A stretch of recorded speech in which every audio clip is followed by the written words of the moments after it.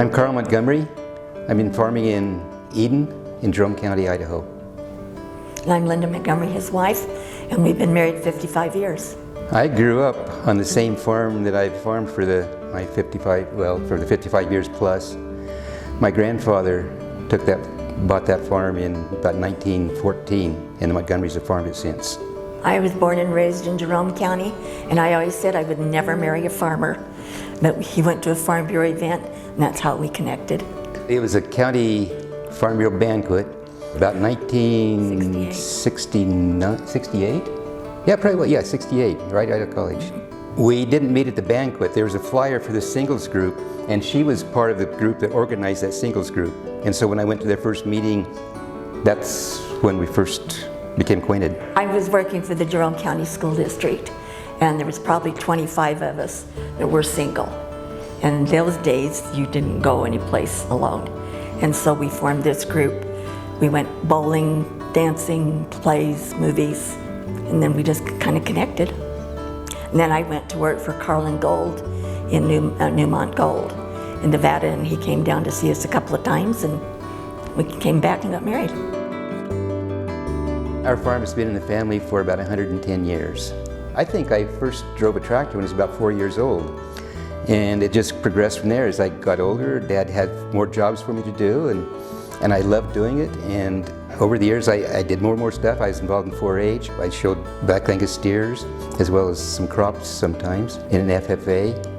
I knew I wanted to farm. I went to the University of Idaho, got my degree in plant science and agriculture.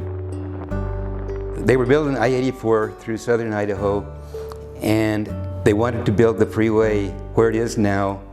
So I went through the farm. It took a number of farmsteads out there. Our farmstead was one of them that had been there. We had corrals and a couple of houses and everything. The whole thing is gone except Dad had one pear tree, or peach, apricot tree I guess it is, that was too far away for the 500 feet that the freeway needed. It still stands. The entire farmstead was moved to where it is now. We moved it east and up the hill. I was raised 6 miles north of Jerome on a dairy farm, and then my father retired and we moved to town. Through high school, I always worked for M.H. King Company as a bookkeeper, or started as Safeway at 25 cents an hour checking groceries. During this time, I attended business college, got a degree in accounting, did some graduate work at the Idaho State University, became the bookkeeper and administrative secretary for the Jerome School District.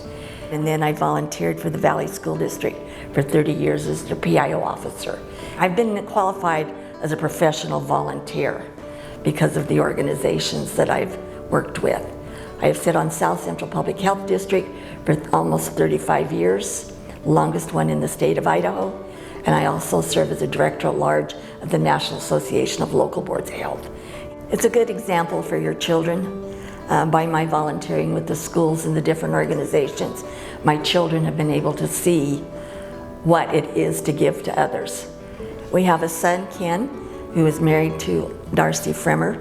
We have one granddaughter, Elena, who's 20, is currently studying in Italy. We get pictures and Facebook times from her with Italy almost weekly. Our daughter is working for the State Department in Washington, D.C. right now. Her next post will be in Casablanca for Morocco for 3 years. And this is why she's in D.C. learning Arabic. It will be her 4th language. Our son is the founder and executive director of Design Tech High School in San Mateo. And that school has done very well. It's been recognized nationally and internationally for what it's doing. And this is how they're giving back. And they claim it's because of the example that we gave them of giving to others. Between Carl and I, in our 55 years of marriage, either one or both of us have been on a county, district, or state board. When Carl was a county commissioner, Jerome County Farm Bureau's bylaws prevented any elected official from serving.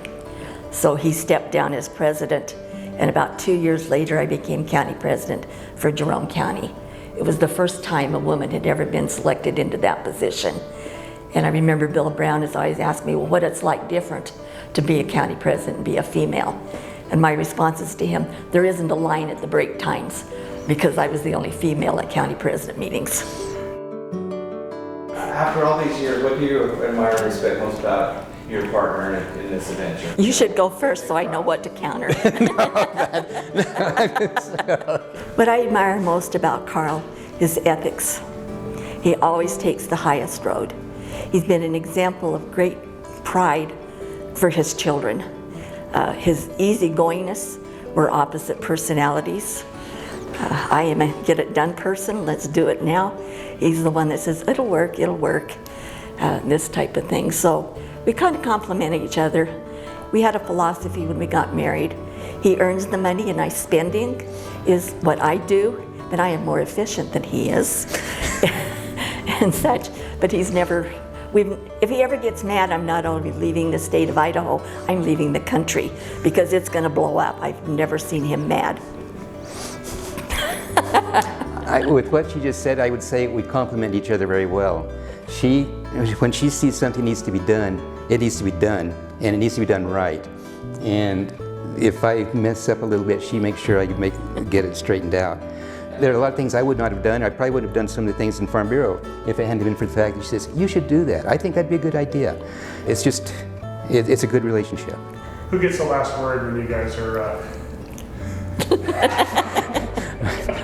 My fingers were crossed. Okay, that's fair because...